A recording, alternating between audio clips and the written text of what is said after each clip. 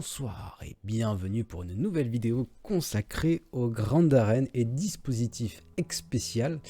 Aujourd'hui, alors je vais vous rediffuser la dernière finale contre Wines qui a très bien joué et en parallèle de la rediff, on va essayer de parler d'un débat, enfin je vais essayer de parler d'un débat qui est comment je prépare mes défenses. Et donc sait-on jamais si ça peut vous aider à préparer vos défenses. Donc le replay du dernier match va tourner.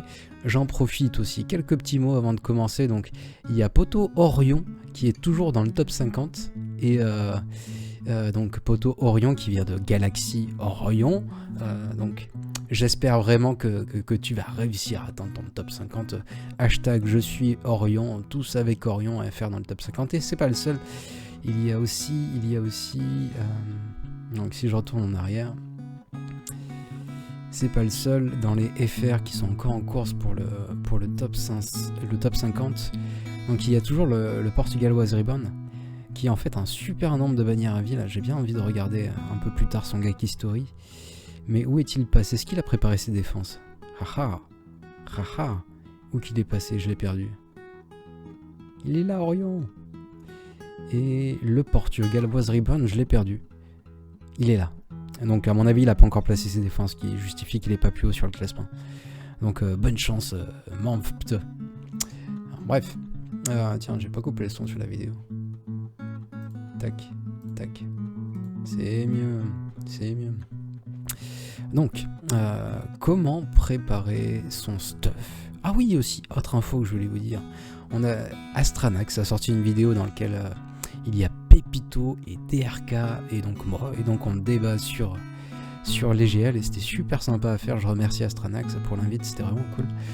Donc regardez là, sait-on jamais si ça peut vous aider, et si jamais vous avez un avis donc sur les GL que vous préférez, donc c'était vraiment le débat, classer les GL, comment les départage suivant plusieurs critères, n'hésitez pas à mettre en commentaire de sa vidéo, donc si la vidéo vous a plu, mais aussi si vous avez un classement qui vous est propre. Donc c'est parti. Dernière info aussi. Donc juste après l'inscription, la semaine 3 de GA. Donc qu'est-ce que j'ai fait? J'ai fait tous mes ups pour pouvoir m'attaquer à Ray GL. Donc Ray GL, donc c'est-à-dire vous voyez 109k de puissance qui ont augmenté. C'est tout simplement que j'ai G13 tous les personnages et que j'ai mis toutes les reliques pour avoir accès à l'événement Ray Galactique.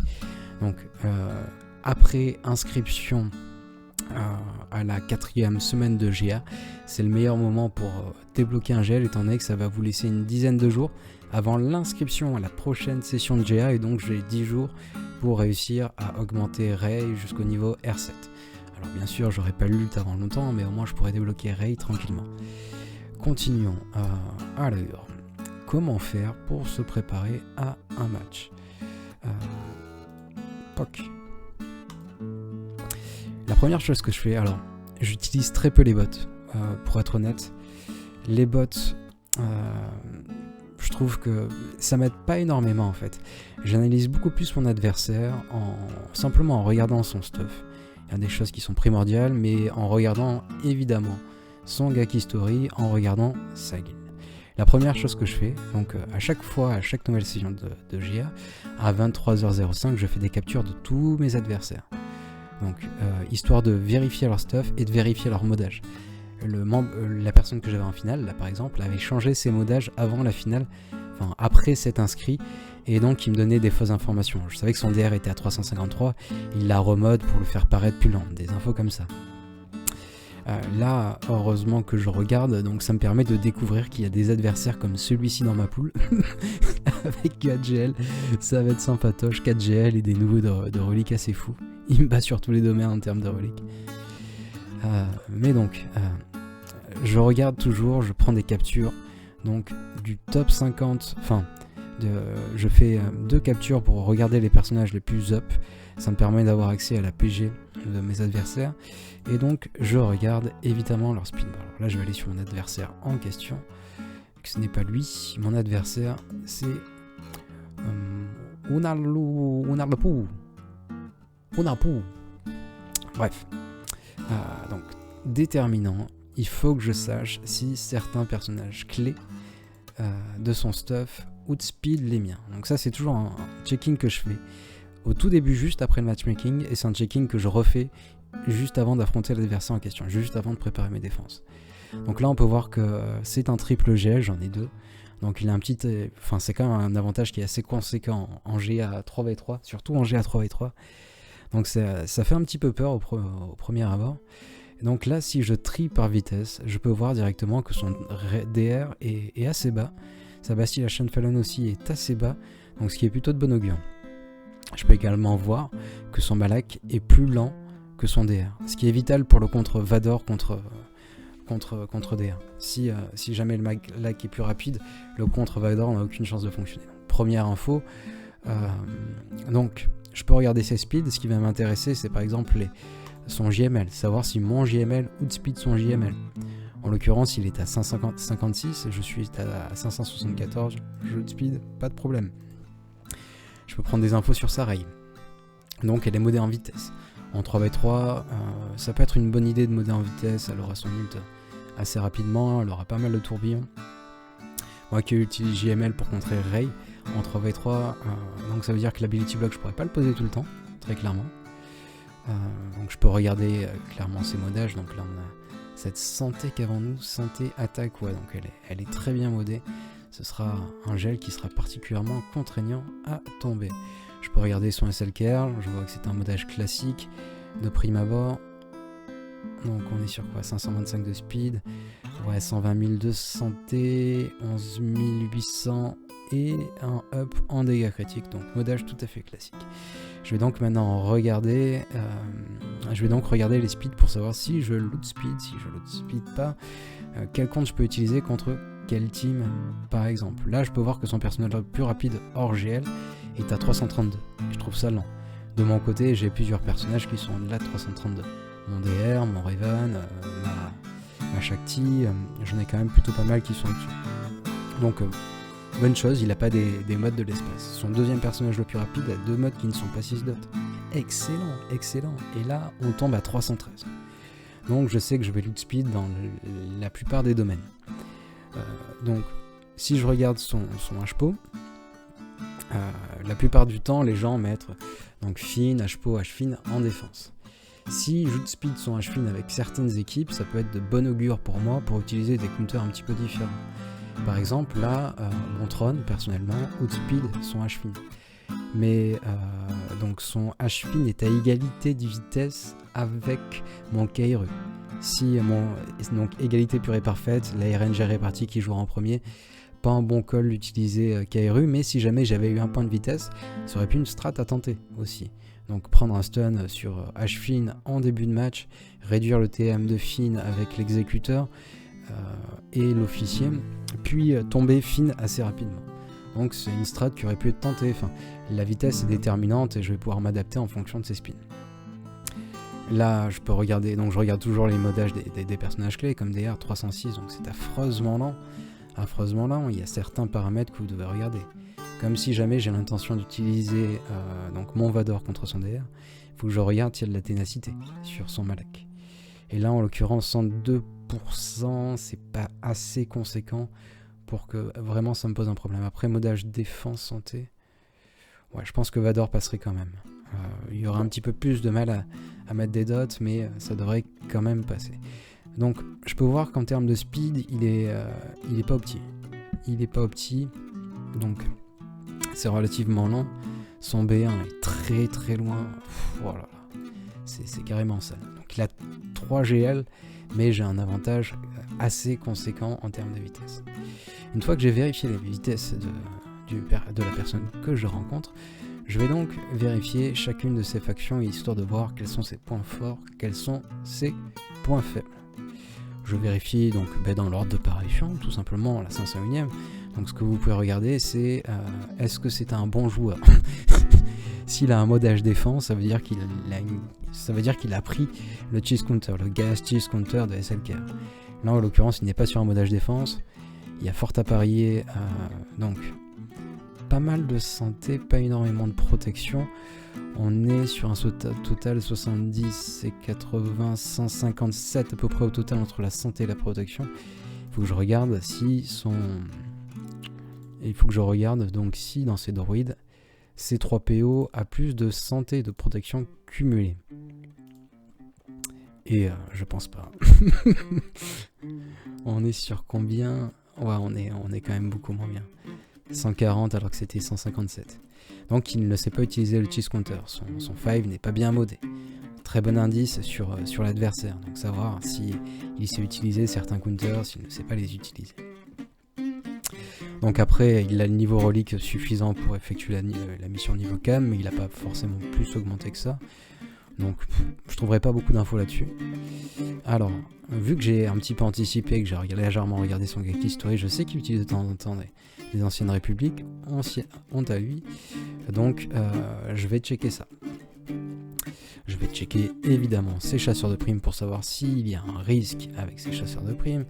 Toujours regarder la vitesse de Bossk. Donc mon Kairu avec son lead est à 313 de speed et c'est un très bon contre à Bossk ou à Django lead plus Bossk. Il faut que je vérifie si mon Kairu outspeed son Bossk. En l'occurrence mon Kairu 313 outspeed Bossk, qu'il soit en lead ou qu'il soit sous le lead de Django. Information très importante. Sous le lead de Django, donc il passerait à 301. Je suis à 313. Parfait. Donc je peux le contrer avec vraiment une team qui me coûte rien, bonne info. Après, pas de relique sur Django, des niveaux plutôt bas, bonne chose. Combattant rebelle, donc si c'est un bon joueur qui est dans les méta, il va avoir tendance à augmenter Cassian et surtout à avoir augmenté Cara-Vue. Ce n'est pas le cas, c'est une bonne information pour moi. Je peux donc maintenant... Alors les droïdes, je les filtre pas. Je préfère regarder un peu plus tard en filtrant sur le tag séparatiste. Je peux regarder son équipe Empire. Donc juste R5 sur Vador et un modage qui est de bon présage. Mais si vous voyez que c'est quelqu'un qui a vachement augmenté les chances de coup critique, qui a passé son pouvoir à 100 tout pile et qui a potentiellement un up ou deux up en dégâts critiques, donc ça peut vous donner une information sur ces modages. Je vérifie le modage de Tron assez régulièrement aussi. 300, ça va. Là, de ce côté-là, il s'en tire plutôt bien, on va dire. Le modage de Tron est quand même plutôt cool. 7 vitesse plus 7 santé. Je galère un peu avec ma souris, il faudrait que je vous prenne un tapis de souris. Soyons fous. Donc à vérifier aussi les géonosiens et surtout, alors le niveau des reliques de tout le monde, je m'en fiche un peu. Le seul truc qui m'importe, c'est vraiment le niveau de relique de l'espion. Surtout, je pense à ma spéciale Wampa, donc la strat de NLB que j'utilise assez régulièrement, que j'ai réadapté à ma sauce. Donc si l'espion est relique, je sais que je pourrais pas utiliser cette team, je pourrais pas soft counter. En l'occurrence, l'espion, alors certes, il est bien modé, quoique j'ai un peu trop vite parlé. L'espion est modé en dégâts critiques, donc c'est une bonne chose. Mais il n'est pas relique. Donc je peux utiliser ma strat Wampa. Vous voyez, j'ai essayé déjà de réfléchir à quel counter je peux utiliser vis-à-vis de quoi. Donc j'ai cliqué un peu trop vite et je vais continuer à regarder un petit peu toutes ces factions.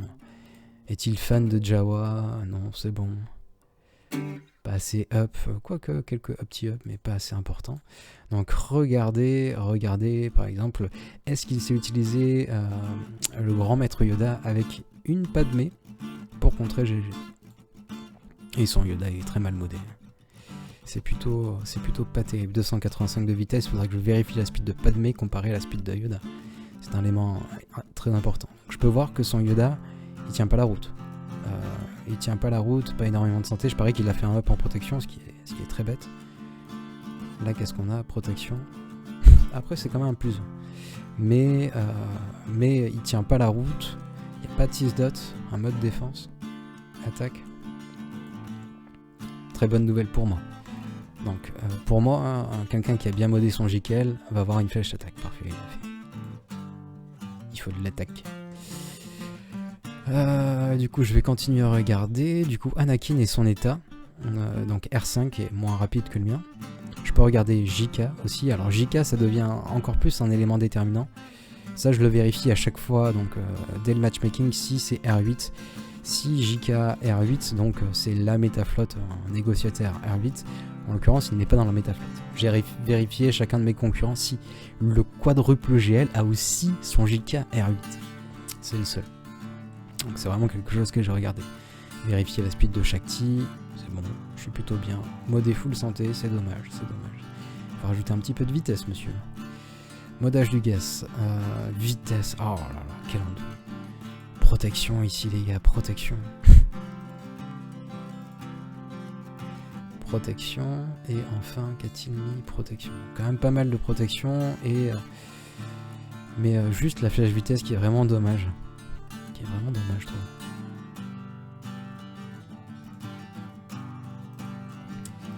Donc je vais continuer à vérifier ces niveaux de reliques un petit peu de partout. Donc regardez premier ordre, en général il n'y a pas trop de surprises. Mais par exemple vérifier s'il y a de la ténacité ici. Tiens, il y en a un petit peu. Un petit peu... Ah non, il y en a pas mal. 104%, pas mal. Bien joué, bien joué. Donc la faction rebelle. Déterminant. Comme vous pouvez le voir, souvent en attaque GA, je conserve mon Akbar que j'adore utiliser parce que vous pouvez vraiment faire du 66 bannières assez simplement. Et donc c'est vraiment une flotte très utile en attaque pour maxer ses bannières contre plusieurs compos. Mais cependant, il faut avoir vérifié que votre Akbar sera plus rapide que le Akbar ennemi. Donc son Akbar est juste G12, il n'y a pas de 6 dot mode. En l'occurrence le mien est R2, et j'ai mis 3 nouveaux 6 dot mode, c'est le seul up que j'ai fait avant la GA. Ce qui passe mon vaisseau amiral à 182 de vitesse, et lui forcément il sera plus lent. Donc très bonne chose, donc ces rebelles sont pas forcément au top. Donc mon Han aussi est plus relique que le sien, donc j'aurai un avantage de speed. Regardez, vérifiez la vitesse de speed de Han comparé à votre Han dans le cas d'un match miroir si vous jouez en premier. Donc le mien est à 294, je loot speed, si jamais je tente un miroir là-dessus, je pourrais le tomber assez simplement. Ça fait partie des choses que je regarde. Tiens, ténacité aussi, Chewbacca. Donc vérifiez si son Chewbacca est modé pour le Cheese Counter, s'il peut réussir à me vaincre avec donc l'équipe Gas, Chewie et Faye. En l'occurrence, donc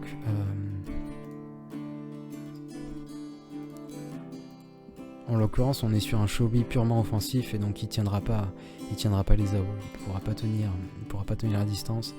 Là c'est pas en 6 dots, donc il n'y a pas le petit boost de défense qui peut bien aider tout de même. Très bonne chose.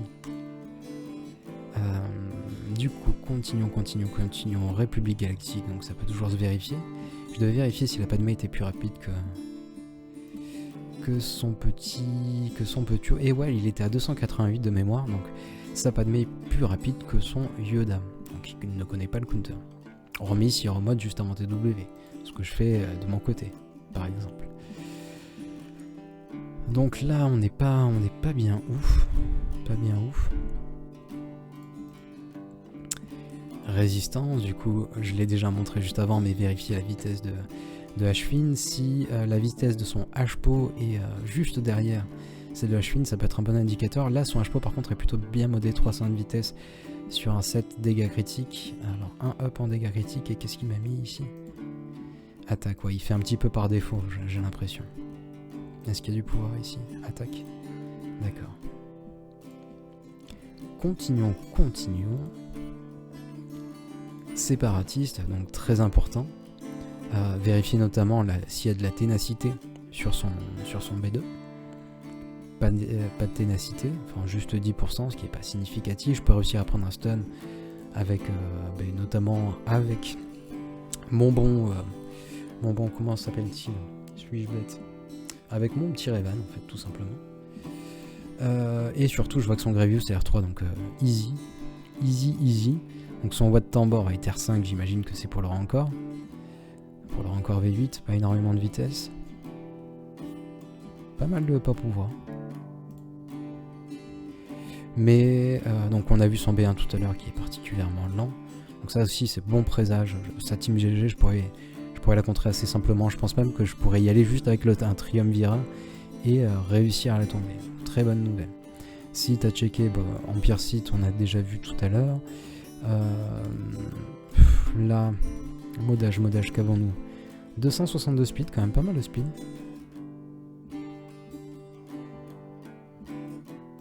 Plus qu'il n'y paraît. Donc beaucoup de speed, mais pas de 6 dots. Sabastila, donc je vérifie toujours, là je le savais vu son positionnement, mais 291, Joute Speed son DR, Sabastila et Joute Speed également son Raven. Que de bonnes nouvelles, que de bonnes nouvelles. Du coin des Sœurs de la Nuit, qu'avons-nous? Donc c'est quelqu'un qui joue pour le Rancor V8, hein. Ça se voit très clairement. Son zombie est juste R5 pour le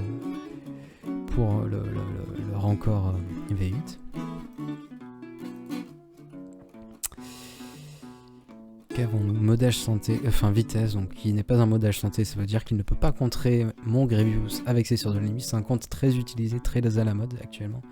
Moi je le fais pas parce que j'aime pas, il y a une petite part de RNG et mon but sera toujours vraiment de minimiser la RNG. Et donc dernière faction, on peut regarder les soldats de l'Empire mais c'est rare qu'ils soient up. Donc là pas de up significatif qui puisse par exemple contrer mes Sœurs de la Nuit. Là, bon, si je regarde, il n'y a pas le Zeta, c'est pas mode en speed, 233. Clairement, il peut rien faire contre mes NS avec ça. Et dernière chose que je vérifie, donc je vérifie toujours dans les Vauriens, déjà, sait-on jamais s'il y a le Mando Beskar qui traîne, mais aussi donc le Memphis, important de vérifier. Donc là, on est sur un modage ténacité. Ténacité assez lent, donc ça me va très bien, c'est quelque chose que je peux contrer. Avec des teams assez soft, il n'y a aucun up en santé. Il est vraiment modé comme une andouille. Donc là, c'est pas représentatif de ce qu'on trouve au quotidien, c'est le premier match de la lignée. Alors 7 c'est un triple GL, mais ses modages sont carrément nuls. Carrément nuls. Après, c'est un match que je suis pas sûr de gagner, étant donné qu'il a plus de gel que moi. Et donc on va passer à la prochaine étape. Donc la prochaine étape qui consiste à analyser qu'est-ce qu'il met en défense. Donc déjà, le premier aperçu que vous pouvez faire, c'est tout simplement aller sur sa guilde et voir un petit peu à quel niveau il se situe. Et là donc c'est une guilde à 266, donc nettement inférieure à JS qui est... Là, je sais plus à combien on est, je crois. Je sais plus. Quoique je peux regarder ça. Darkseid Jedi Star, c'est à combien on est? 345. On leur met 100 000 dans les dents. Donc c'est pas une guilde qui est au top et donc il doit lui manquer pas mal de counters, il doit lui manquer pas mal d'infos. Certes ils ont une whale assez conséquente, mais après il y a quand même pas mal de low gears et le nombre d'étoiles qu'ils font sont vraiment pas terribles pour une guilde de leur niveau.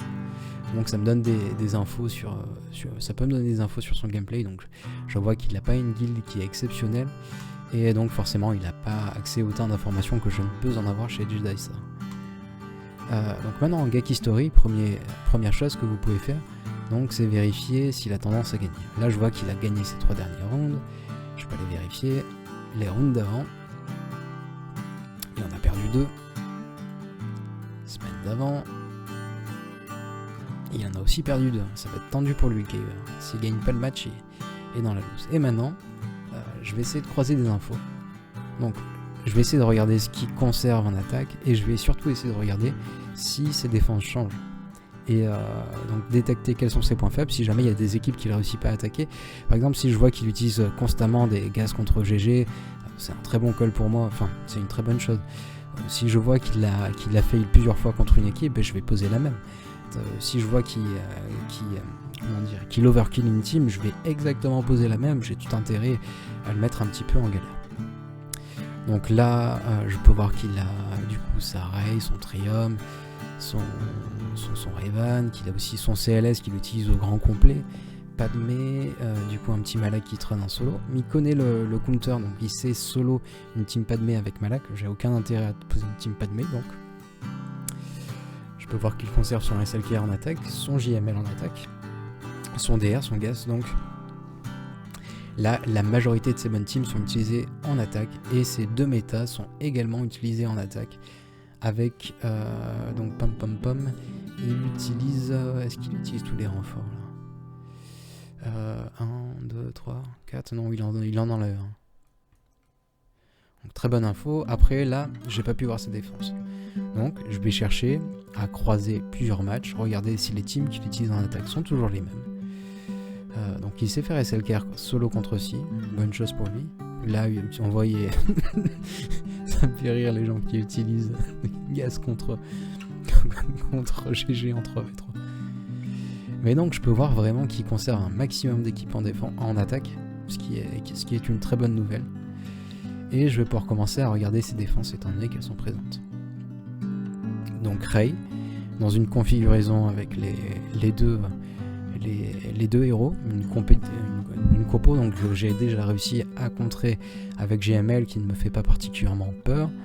Et après, qu'est-ce qu'on va retrouver? Du BH, mais une team qui est nulle en défense.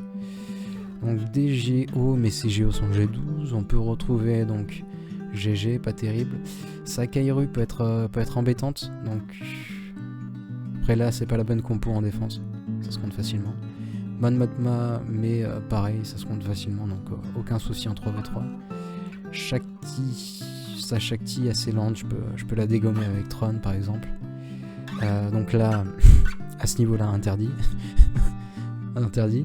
Donc là, par exemple, quand je vois ça, je me dis, ah tiens, si j'ai conservé mon Kylo Masked pour solo-looter cette team, ça peut être un bon call. Et après, quand même pas mal d'équipes qui sont totalement dégueulasses. Alors là, c'est pas vraiment représentatif. Mais quand je vois ça, je me dis que j'ai plutôt intérêt... donc il a 3 GL, il en conserve 2 en attaque, et il met quand même pas mal de dubs en défense. Donc... j'ai tout intérêt à faire des défenses peut-être un peu plus fortes. Il a 2 GL en attaque, il va essayer de sécuriser ses combats, mais moi ce que je vais essayer de faire c'est inversement de l'obliger à prendre des risques. Donc vu qu'il conserve beaucoup en attaque, moi je vais avoir tendance à poser un peu plus en défense. S'il avait tendance à poser de très grosses défenses, j'aurais un petit peu diminué, donc très clairement j'aurais un petit peu diminué mes défenses pour conserver plus de stuff offensif. Donc là, si je vais sur la semaine d'avant, je peux voir que légère différence avec Sakairu, il a mis le raid avec par exemple, mais après les teams, les compos restent quand même assez similaires. On retrouve encore ancienne répu, pourquoi pas à ce niveau là. Donc la compo de MM qui reste inchangée. Donc quelques changements, une phase malide, c'est nul. Toujours aucune méta flotte en défense, donc qui part sur standouille et standouille. Donc rien qui ne me fasse vraiment peur. Je mettrai une méta, par exemple une méta flotte en défense et j'en conserverai une en attaque au cas où il décide de changer drastiquement. Donc j'ai étudié ses défenses. J'ai pas vraiment besoin de beaucoup plus, donc là on voit très clairement qu'il y a un schéma assez régulier qui se reproduit dans ces défenses et qui peuvent me permettre d'adapter du coup mon attaque. Ce que je vérifie aussi,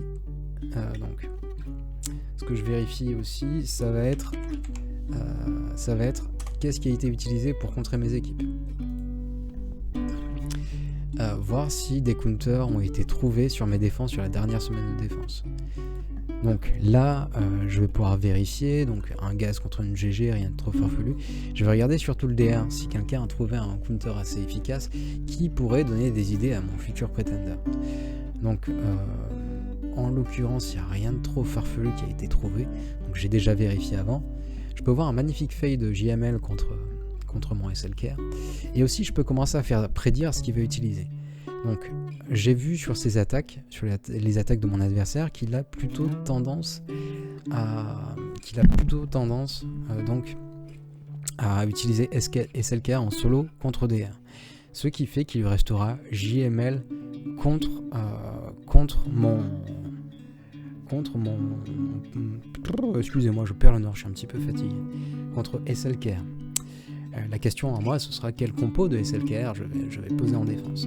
Donc là, je vais essayer de me renseigner, je vais regarder. Donc il utilisera JML forcément contre mon SLKR. JML bat SLKR assez simplement. En théorie, après ça dépend de la compo qu'il utilise, évidemment. Mais donc je vais regarder par exemple son pouvoir. Est-ce qu'il est en pouvoir lui? Non, il est en défense. Il a aucun up de pouvoir. Donc je vais peut-être plutôt chercher une team qui a de la ténacité. Donc j'ai pu voir que NS ça tenait bien la route, mais j'ai bien envie de changer histoire de varier un petit peu.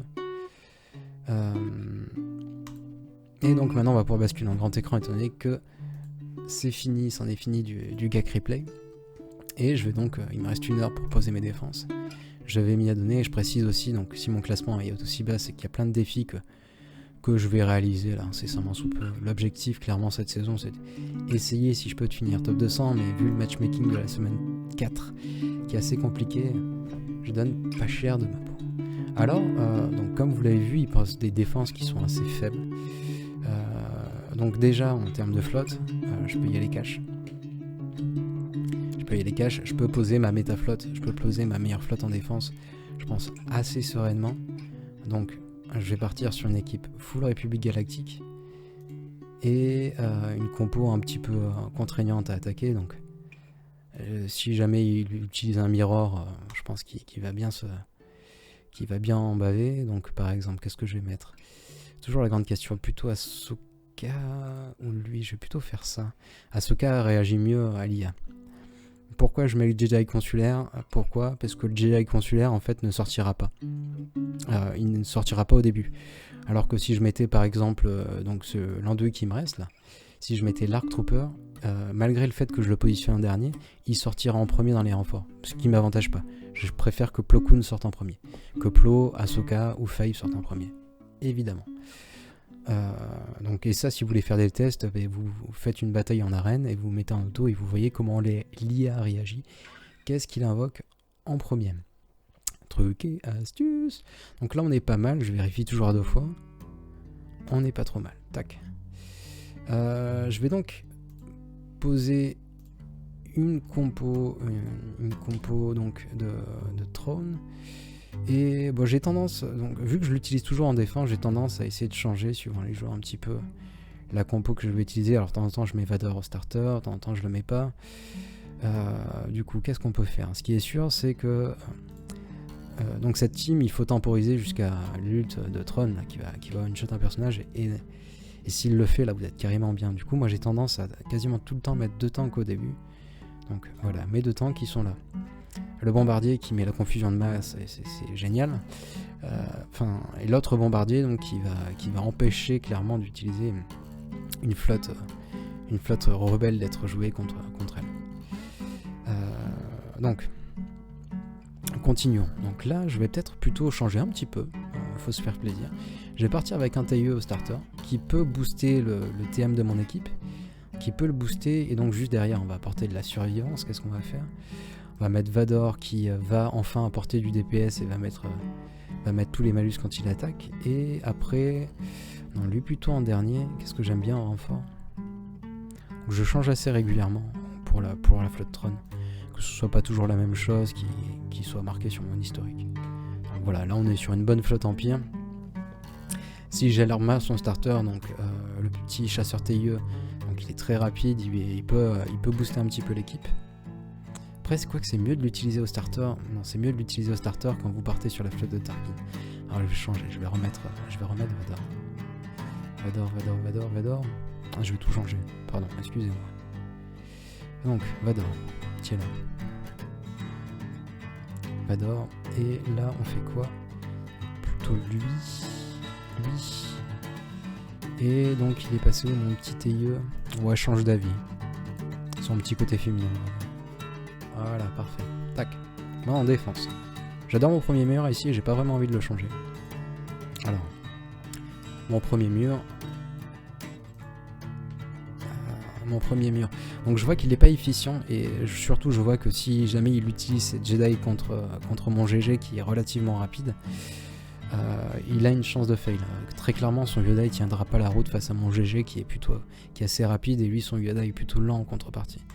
Donc si j'utilise cette compo, j'ai pu voir sur son geek historique il sait pas la tomber avec des Sœurs de la Nuit ou il utilise rien de trop farfelu pour le tomber, donc je vais rester assez fidèle à mes valeurs et je vais la poser comme ça. Si ça avait très bien contrer cette équipe, j'aurais changé. Par exemple, j'aurais fait une team avec qui c'est que j'aurais pu mettre? J'aurais pu mettre Magma et Doku par exemple. Ça aurait pu être un choix. Mais donc ne pas mettre mon équipe au complète et derrière j'aurais fait une deuxième type d'héroïde avec Newt, B1, B2 qui est très bonne aussi. Donc ça aurait pu être une possibilité. Donc j'aime bien mettre cette équipe. En plus s'il regarde mon inventaire il va avoir peur vu que j'ai tout reliqué juste après inscription à la dernière semaine de GA. Donc moi je finis assez rapide pour lui poser des problèmes, surtout que j'ai vu que dans son stuff il n'a pas énormément de rapidité. Donc s'il veut assurer le combat, il sera obligé d'envoyer du lourd. Donc j'aime bien le mettre en première ligne, et surtout, pour faire tomber un GL assez régulièrement, j'aime bien mettre mon DR. Hormis si je vois qu'il contre très bien les DR sans méta counter. Mais là, le petit DR 354, il est beaucoup trop puissant en première ligne pour que je ne l'utilise pas. Donc derrière, j'aime bien poser un GL. J'aime bien. Donc là, il a plus de GL que moi. Je pourrais en conserver 2 en attaque, mais je pense pas qu'il m'en mettra. Je pense pas qu'il m'en mettra 3. Si il me met comme d'habitude sa Ray, je peux la contrer très simplement avec JML. Si jamais il m'en rajoute un en plus, je pourrais le tomber avec Gas. Alors qui qu'il soit, donc que ce soit SLKR ou que ce soit JML, je connais les counters pour passer avec Gas. Et donc moi mon but sera de tomber sur son premier rideau sans utiliser Gas au cas où son deuxième GL soit planqué derrière. Là, du coup, petit acquis de conscience, j'ai bien envie de conserver.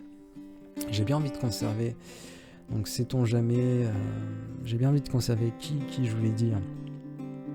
Mon Kylo avec masque pour soloter son équipe Ancienne République. Donc habituellement ces derniers temps j'ai habitué mes adversaires à mettre des NS avec. Mais là je vais changer un petit peu, je vais partir sur des toons que j'ai modés avec pas mal de ténacité. Donc je vais filtrer premier ordre et je vais partir sur une compo un peu plus basique, donc qui contrôlera peut-être plus simplement, mais il ne pourra pas réussir à poser d'ability block sur mon Hux, c'est sûr il ne le posera pas. Du coup mon Hux va un petit peu booster l'équipe et sait-on jamais si je réussis à lui prendre un kill. Enfin, ça m'étonnerait s'il utilise JML. Là aussi pareil, j'ai un modage Tena, donc il aura du mal à poser un ability block. Tout dépend de la compo qu'il va utiliser. Mais j'ai bien envie de changer mes défenses et tout, pour le délire et c'est pas un adversaire très compliqué, donc je suis pas obligé de mettre Daka zombie contre lui. Donc à voter. Habituellement je place une team Hux. Je vais la remplacer. Qu'est-ce que je vais faire? Premier rideau en bas. J'aime bien mettre des teams pas trop fortes. Donc j'aime bien mon petit boss. Il y a plein de gens qui faillent en utilisant Ray, étant donné qu'il y a quand même pas mal de speed et énormément de malus, ou qui font des scores qui sont pas terribles à cause de Dengar. Du coup je l'aime bien en valeur centrale. Qu'est-ce que j'aime bien mettre ici? J'aime beaucoup mettre mes géos, car souvent, donc là c'était le cas de mon adversaire, ils n'ont pas Traya G13, et l'espion, même s'il est tout juste G13, il peut one shot Traya s'il est bien modé. Donc j'aime bien les mettre, surtout que j'aime pas trop les utiliser en attaque. Donc c'est une bonne chose pour moi de les mettre en défense.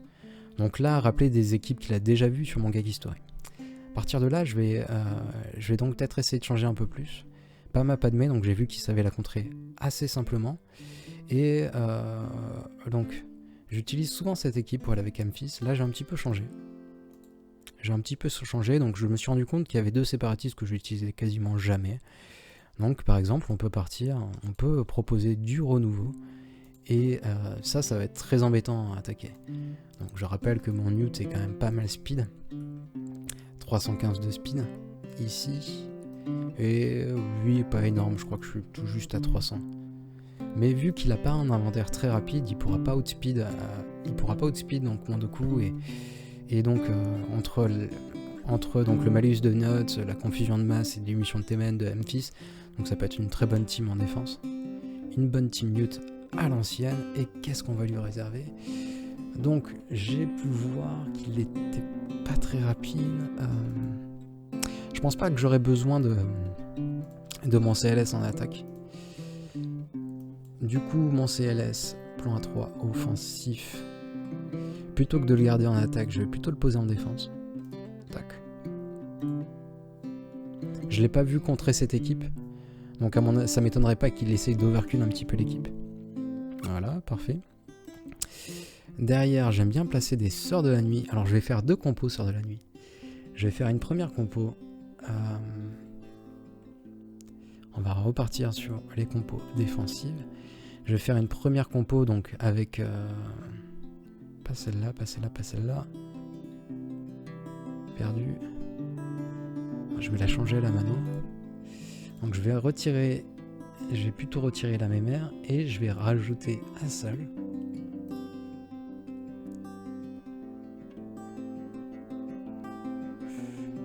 Qu'est-ce que ça donne? Ouais, c'est plutôt pas mal. Et donc là, clairement, le truc, c'est le... Donc même s'il n'y a pas de tank, l'espion, il se camoufle. Et une fois que tous les potes sont morts, j'ai un Ameland, c'est celui qu'on attaque en dernier. Il a 336 de speed avec le lead. Donc ça peut provoquer des surprises. Donc j'aime bien la placer. C'est plutôt fun. Et là, je vais tenter un truc assez rigolo. Alors, on va prendre 2 sœurs de la nuit. On va un petit peu le tester, le bonhomme. Sœur de la nuit, donc faut que j'aille chercher mon zombie. Il est passé où mon zombie? Il est bien plus bas. Zombie, zombie, zombie. In you end. Et ce qui peut être assez drôle, donc vu que ça paraît pas sur mon Kaki Story, je le faisais beaucoup avant, je le fais moins maintenant. Et ça peut être par exemple de mettre mon chevalier Jedi Anakin.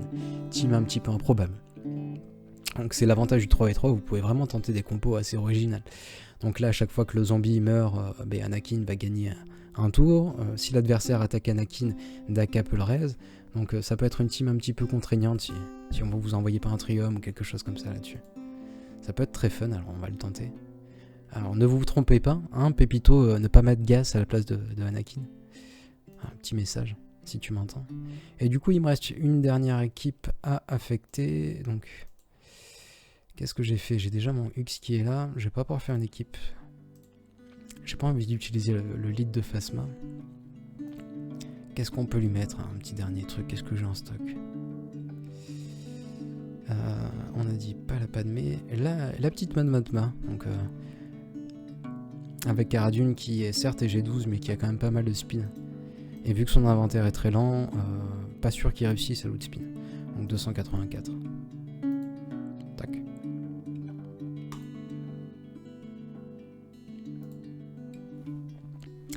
Mes défenses sont terminées. Je peux contrer 2 de ces GL assez simplement. A priori, je peux contrer ces flottes assez simplement au maximum mes bannières.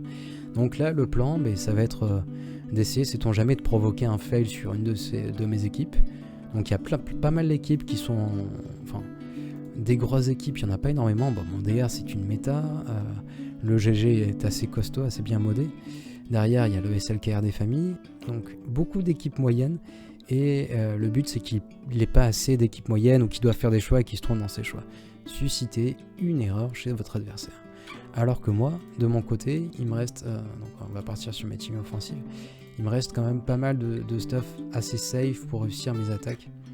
Donc il va me rester mon petit JKR, il va me rester mon Vador, Traya qui est monstrueuse en PvP, qui est aussi une excellente team en défense d'ailleurs. Donc mon JML forcément, j'ai de la Gas, j'ai ma spéciale Wampa. Donc j'ai une team avec Anchovy pas déconnante. Donc là, qu'est-ce que je ferais? Je vais probablement switch du coup ma petite Ahsoka à la place de Nakin ici, étant donné que mon Nakin est en défense. Et là, je remplacerai par un toon comme Ezra pour avoir une team Bastila, qui sera certes moins forte. Donc j'ai toujours une compo Shakti, j'ai toujours pas mal de teams en fait qui me permettent de maxer mes bannières. J'ai conservé toutes mes équipes qui ont des capacités de regain de protection. Donc ça va vraiment être un point déterminant. Dans chacune de mes équipes, il y a un regain de protection. Dans chacune de mes équipes défensives, il y a toujours une AE pour diminuer le nombre de bannières max de l'adversaire. Donc voilà comment fonctionne mon matchmaking. Les équipes qui regagnent de la protection, qui peuvent regagner de la protection plutôt à conserver en attaque. Les équipes de type contrôle, où vous pouvez contrôler le match plutôt en attaque, étant donné que l'IA en plus de ça, généralement les joue mal. Et en défense, des teams plus contraignantes à attaquer. Donc voilà, le plan est là. Bon, toutes mes teams sont pas là, je change souvent. En espérant que ça se passe bien. Après, je suis plutôt crevé, là j'ai eu un week-end assez animé. Je pense pas que je streamerai énormément de matchs cette semaine. En plus, ça va se croiser avec la TW. J'espère que cette petite vidéo, donc, qui est quand même plutôt longue au final, 44 minutes, j'espère que ça aura pu vous servir. Portez-vous bien, prenez soin de vous. Prenez soin de vos proches, on est toujours en temps de Covid, c'est compliqué, alors soyez avenants les uns les autres. Hashtag je suis Orion, à très vite pour une nouvelle vidéo, portez-vous bien.